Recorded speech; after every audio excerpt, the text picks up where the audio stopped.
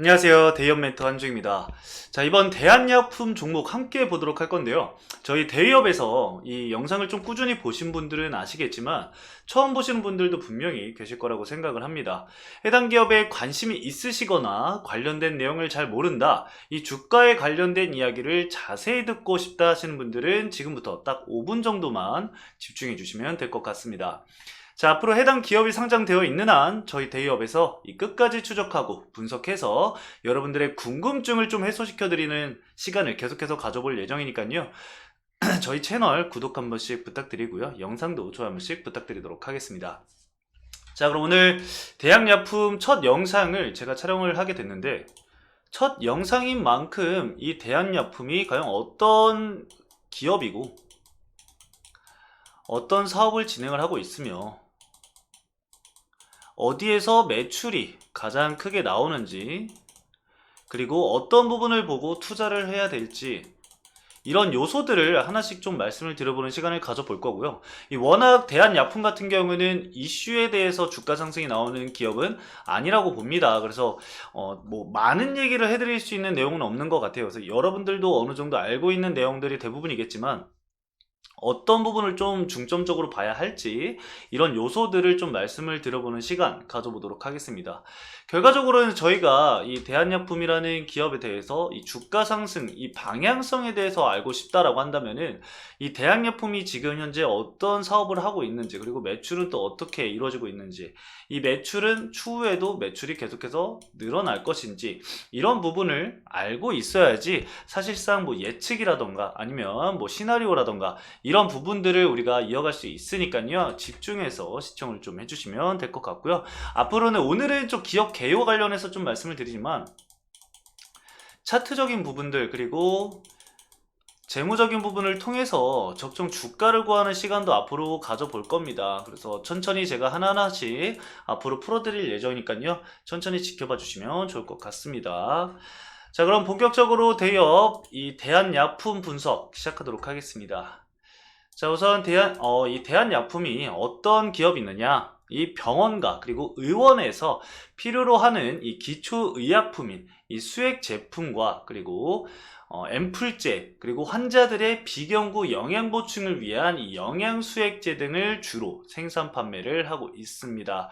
일반 소비자들이 쉽게 접근할 수 있는 OTC 부분에서도 보면은 이 렌즈 세척액과 그리고 다용도 세척을 위한 염화 나트륨 액 등 이걸 통해서 약국 시장에서도 현재 그 영역 확대를 진행을 하고 있습니다.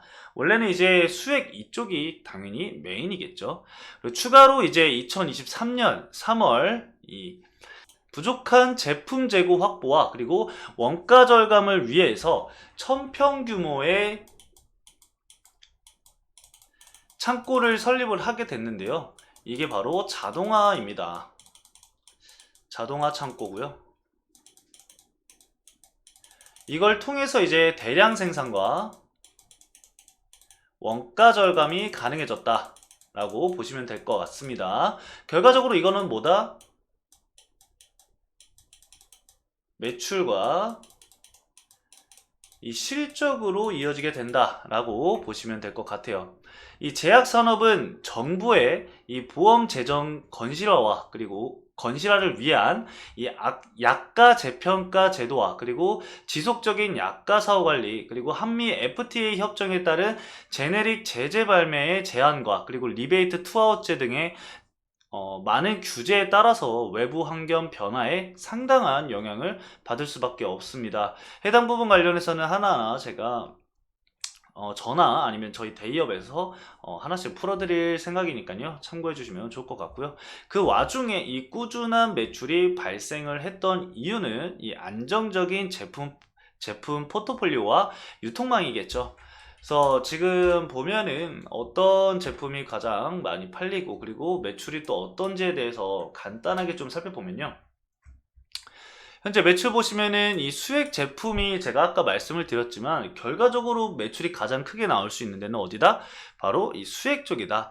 이 수액 쪽 보시면은 매출 비중이 76%를 차지하는 것을 우리가 확인을 할 수가 있습니다. 그래서 이 밑으로는 뭐 앰플과 그리고 바이알 제품, 이 치료제 쪽에서 22%를 차지를 하고요. 그 외적인 데에서 두 개 합쳐서 대략 1%를 차지를 하고 있기 때문에 대부분 이 수액과 그리고 앰플제 쪽에서 매출이 발생을 한다라고 생각을 좀 해주시면 될 것 같고요. 이 매출을 보시면은 성장을 하고 있지만 거의 완만한 성장세를 보이고 있기 때문에 안정적인 매출이 더 높다. 미래 성장세보다 현재 안정적인 매출이 가장 높다. 그리고 2023년부터 자동화 쪽을 말씀을 드렸잖아요. 그래서 원가 절감과 대량 생산이 가능해지면서 이 영업이익 쪽과 그리고 당기순이익 쪽이 개선이 되고 있는 모습을 볼 수가 있습니다. 자, 그러면은 이 기업이 앞으로 뭐 어떤 걸 보고 좀 투자를 해야 되느냐.